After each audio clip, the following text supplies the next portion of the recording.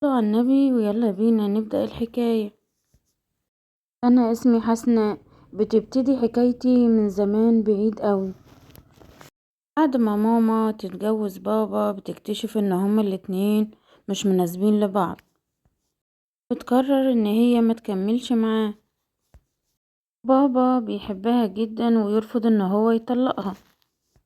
أهلها بيحاولوا مرة واتنين وعشرة علشان يحصل الانفصال من غير مشاكل ومن غير شوشرة.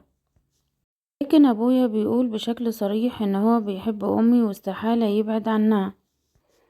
امي بتقرر ان هي تاخدني وتهرب لانها كانت شايفة العيشة مع بابا مستحيلة. هو بيقول ان هو بيحبها لكن كان بيضربها لدرجة ان هو كان هيموتها في مرة. امي ما بقتش تتحمل العيشة دي وفعلا بتاخدني وبنهرب. توصل بيت اهلها بعد الفجر اما فيهم ترفع قضية خلع على ابويا وبتخلعه. لما ماما كانت شايفة اللي بيحصل في بيت العيلة عند بابا فماما قررت ان هي تبعدني عن ابويا. بابا حاول كتير جدا علشان يوصلي وكل مرة كان بيحاول يشوفني فيها كانت ماما بتمنعه. تعدي السنين وانا بكبر وامي بسبب اللي بابا عمله فيها كانت اتعقدت من الجواز فقررت ان هي تعيش لي انا وبس. بعد وفاة جدي وجدتي ماما بتعيش مع خالي انها بتكون خايفة من بابا. ان السنين اللي فاتت دي بابا كان بيجيلنا على طول. في مرة كانت هجم علينا لكن الجيران كانوا بيلحقوا ماما من ايديه. بسبب اللي بابا كان بيعمله فهمت ماما كانت بتعمل معاه كده ليه. انا كنت بكرهه وبخاف منه. الفترة اللي استقرينا فيها عند خالي انا بحب ابن خالي جدا. محمد ابن خالي برضو كمان كان بيحبني. نقرر اننا نتجوز وفعلا بعد ما وصلنا 20 سنة محمد بيطلب ايدي من ماما.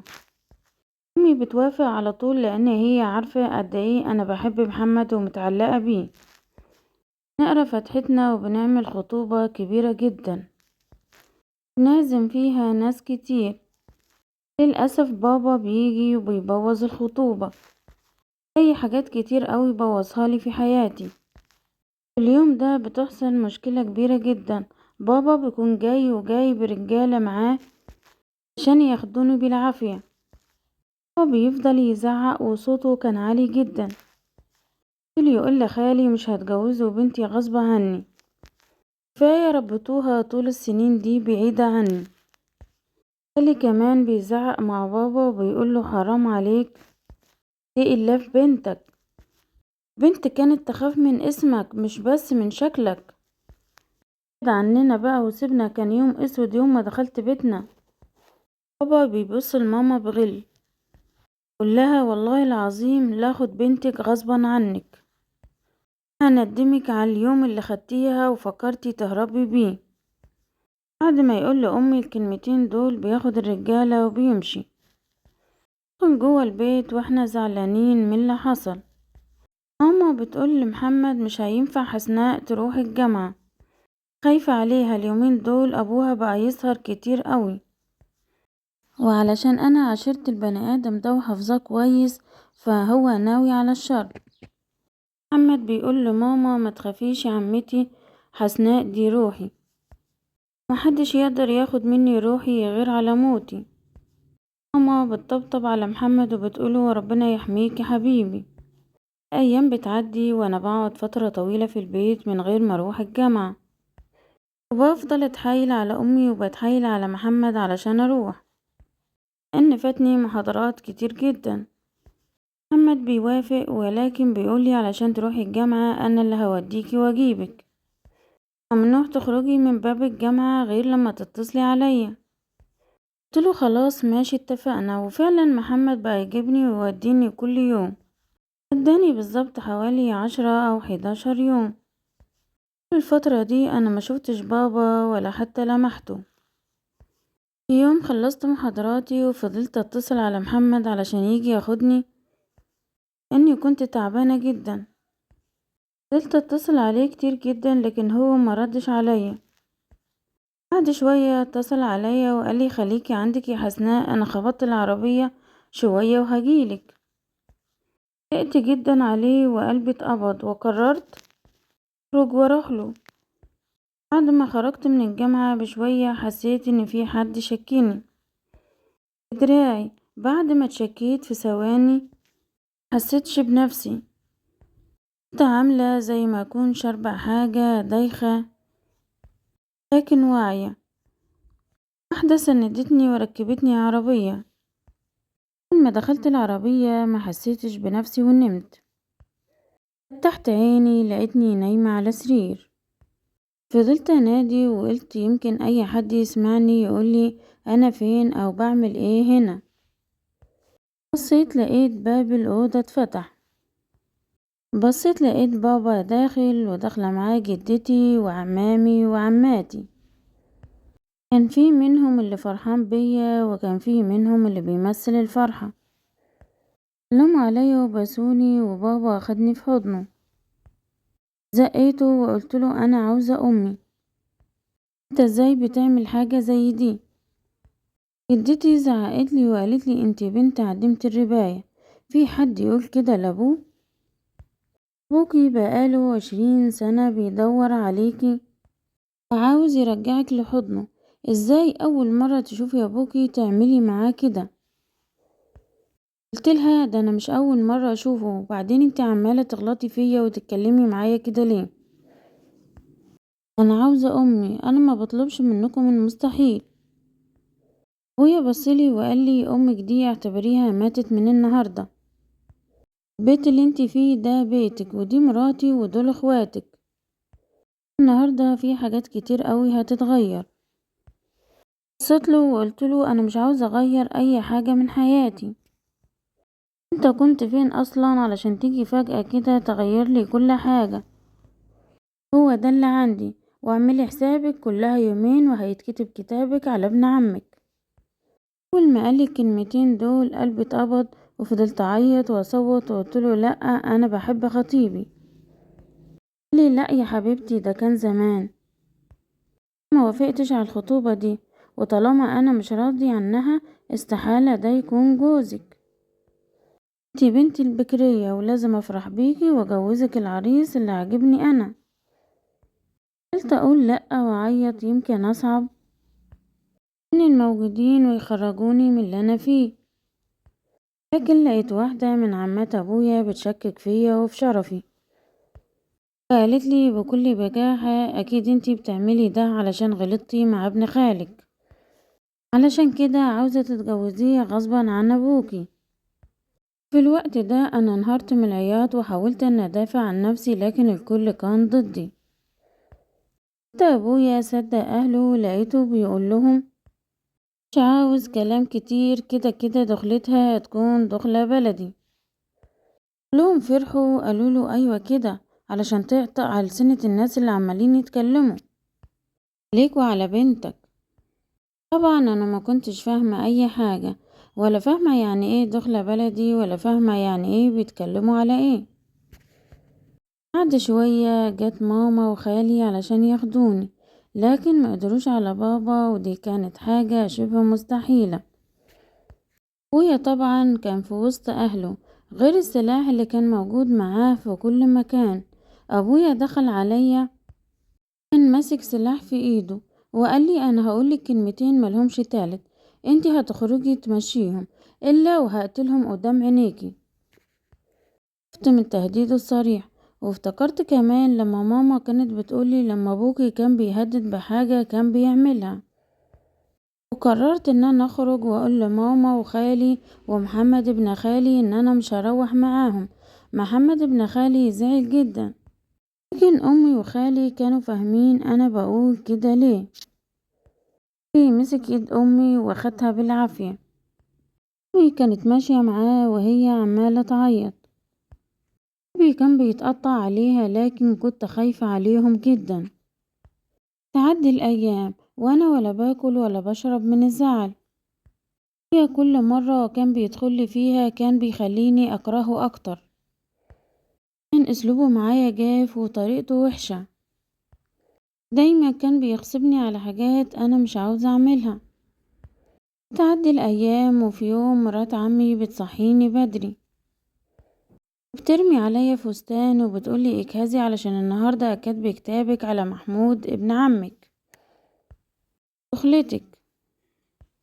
قلتلهم لا، انا مش هتجوزه، لو موتوني انا مش عاوزاه.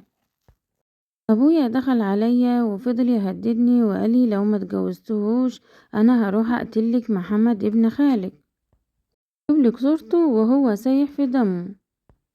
على محمد وقررت ان انا اسمع كلام ابويا عشان اجهز للفرح وانا مقهورة. بعد شوية لقيت بنت بتخبط عليا وبتقولي انا اللي هعملك الميك اب. قلتلها اتفضلي. قعدت على الكرسي وانا حزينة، وهي ابتدت تعملي ميك اب لكن كانت واخدة بالها من شكلي الحزين. قالتلي مالك زعلانة قوي كده ليه؟ قلتلها مش عاوزة اتجوز. قالتلي انا مش عارفة اقولك ايه والله، بس انا عاوزاكي ترضي بالامر الواقع لان ده نصيبك وكل حاجة مكتوبة. قالتلي العيلة دي اكبر عيلة في الصعيد وعيلة صعبة جدا. موضوع الجواز بالاجبار ده انتهى من زمن لكن هما بينفذوه عادي جدا. وكمان حوار الدخلة البلدي انتهى لكن هما عاوزين يحيوه من جديد. بصيت لها باستغراب وقلتلها ممكن تقوليلي يعني ايه دخلة بلدي؟ كل اللي حواليا رايحين جايين يقولوا دخلة بلدي، لكن بصراحة انا مش عارفة معنى الكلمة. بصراحة عاوزة اعرف. البنت بصتلي باستغراب، قالتلي هو انتي مش من البلد؟ قلتلها لا، انا من مدينة تانية خالص. حكت لها حكايتي من باب الفضفضة لاني كنت حاسة اني شايلة جبل كبير. بعد ما حكت لها البنت بصتلي بتأثر وقالتلي انا مش هقدر اقولك. ليه؟ قالتلي ان شاء الله يومك هيكون سهل. قلتلها يعني ايه يومي هيكون سهل وانا هموت؟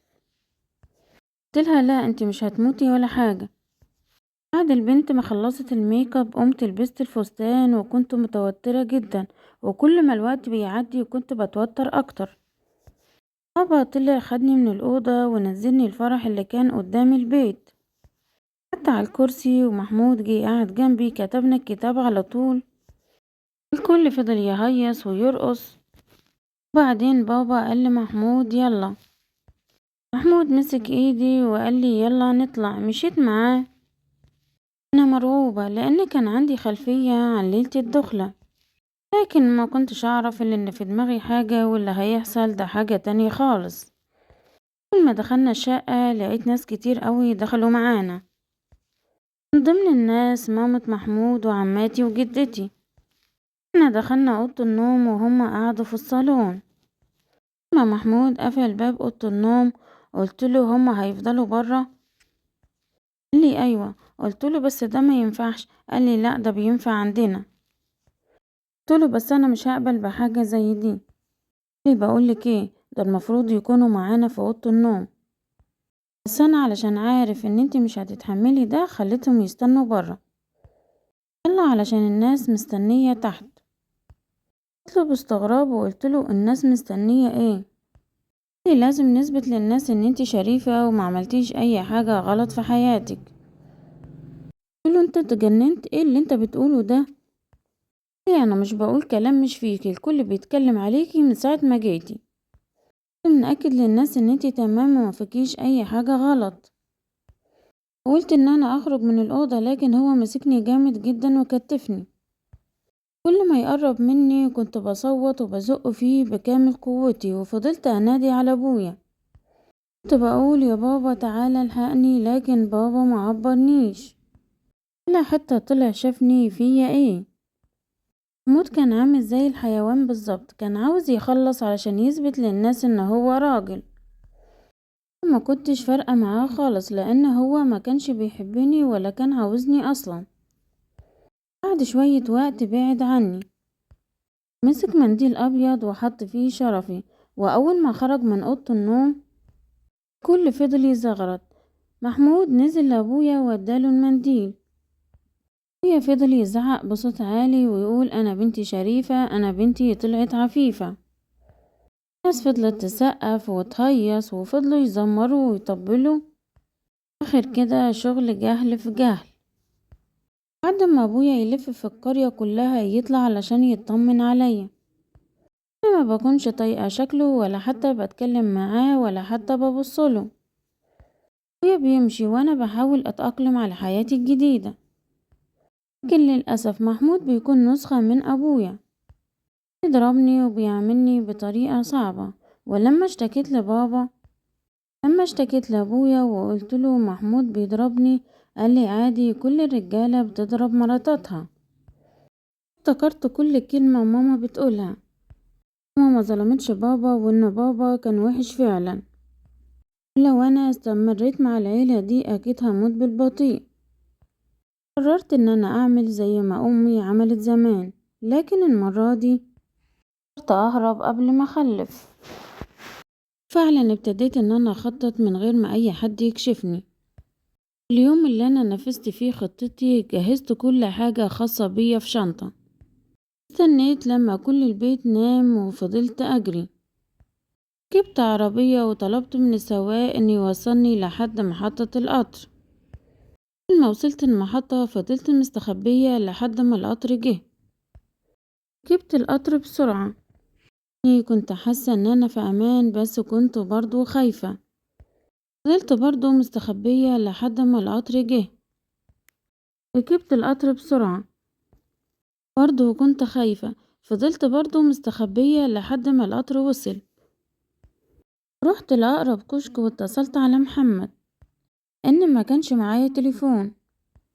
محمد جالي على طول، واول ما ركبت العربية عيني جت في عينه واترميت في حضنه وفضلت اعيط. بعد شوية وصلنا البيت، اترميت في حضن امي ونمت كأني بقالي سنين ما نمتش. صحيت من النوم تاني يوم، ماما كانت مجهزالي عصير واكل وحاجات كتير من اللي انا بحبها. ماما فضلت تأكلني وانا كنت باكل زي المحرومة كأني بقالي سنين وسنين ما كلتش. بعد ما ماما اتأكدت ان انا هديت وكلت عن امبارح، راحت قعدت معايا قالت لي عاوزاكي تحكيلي على كل حاجة حصلت معاكي. انا طبعا حكيت كل حاجة حصلت على طول لاني كنت محتاجة اني احكي. امي خدتني في حضنها وفضلت تعيط على اللي حصل لي. اعتذرت لي كتير وقالت لي انها حاولت تجيلي، بس كل مرة كان خالي بيمنعها. عملت بلاغ في الاسم لكن قالولها ان انا كبيرة، اني عند ابويا واكيد ابويا مش هيأذيني. قلتلها يا ماما ولو حتى جولي ما كانوش هيقدروا يعملوا اي حاجة لاني اتجوزت محمود، يعني كنت مع جوزي من الاخر كده، يعني ابويا عرف يكتفني. قالت لي مش هخليكي على اسم الحيوان ده ثانية واحدة، من بكرة هنرفع قضية خلع. فعلا تاني يوم ابتدينا في اجراءات الخلع، وابويا جه عشان حاول يرجعني، لكن المرة دي انا وقفتله وقلتله انا مش هخاف منك ولا من اللي حواليك ولا حتى من السلاح اللي معاك. انا عندي ان انا اموت وما ارجعش اعيش معاك ثانية واحدة. انا بكرهك ومش عاوزة اشوفك تاني. انت ميت بالنسبة لي، والبني ادم اللي انت جوزتهولي غصب عني انا هخلعه. اول لما لقاني بتكلم معاه بالقوة دي قرر خلاص ان هو يمشي ويسيبني. انا خلاص من طريقتي، انا ما كنتش باقية على اي حاجة. حلفت ان هو لو خدني غصب عني هموت نفسي وانا مش هتردد في ده. من اليوم ده ابويا اختفى هو واهله، ما كنتش بشوفهم خالص. مرت الايام والقاضي حكملي وخلعت من عمي ورجعت تاني اكمل تعليمي، وشلت موضوع الجواز ده خالص من راسي. الايام وشلت موضوع محمد ابن خالي من دماغي، وبقيت اتعامل معاه كأنه ابن خالي وبس. لكن بعد مرور شهور العدة بتاعتي اتفاجئت ان محمد جايلي وجاي بوكيه ورد معاه. طلب ايدي للمرة التانية من امي، وامي وافقت على طول.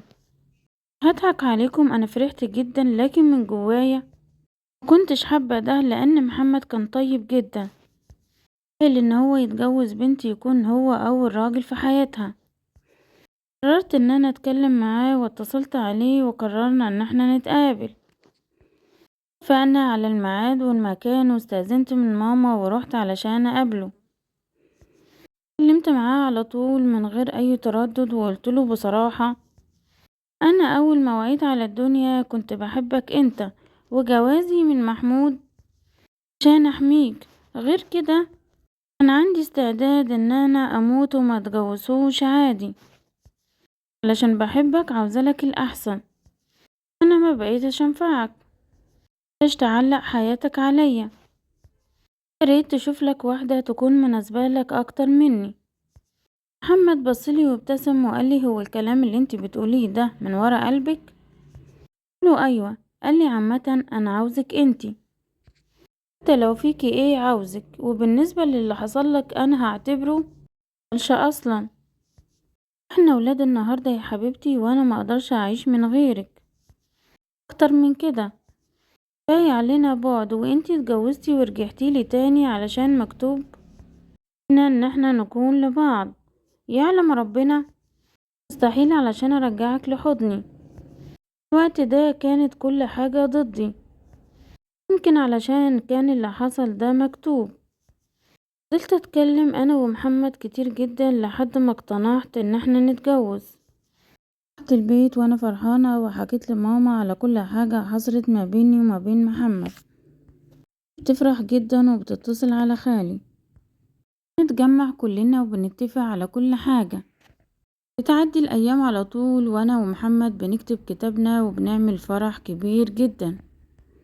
فرحنا بيكون حلو قوي وكل اللي حوالينا بيكونوا مبسوطين حنين لينا. انا بكون حاسة براحة بعد تعب طويل. الفرح بيخلص وبنطلع شقتنا، تبتدي حياتنا الجديدة. لكن حياتي مع محمد مختلفة جدا. محمد بيحبني وبيحتويني، يعملني كأني بنته. ده انا بحمد ربنا وبشكره ان انا ومحمد بقينا لبعض. عدى سنين وانا ومحمد علاقتنا زي ما هي، اتغيرت ولا هتتغير. ربنا رزقني منه بولد وبنت، وحاليا انا حامل للمرة التالتة. بجد انا فرحانة جدا. انا كنت بسمع عن العوض، لكن اول مرة احس كده ان ربنا جبر بخاطري. فضني ربنا يجبر بخاطركم زي ما جبر بخاطري. ازاكم تقولولي ايه رأيكم في حكايتي، لان رأيكم يهمني. هل لو كنتوا مكاني كنت هتعملوا زي ما انا عملت ولا لا؟ واللي وصل معايا لحد هنا ما ينساش اللايك.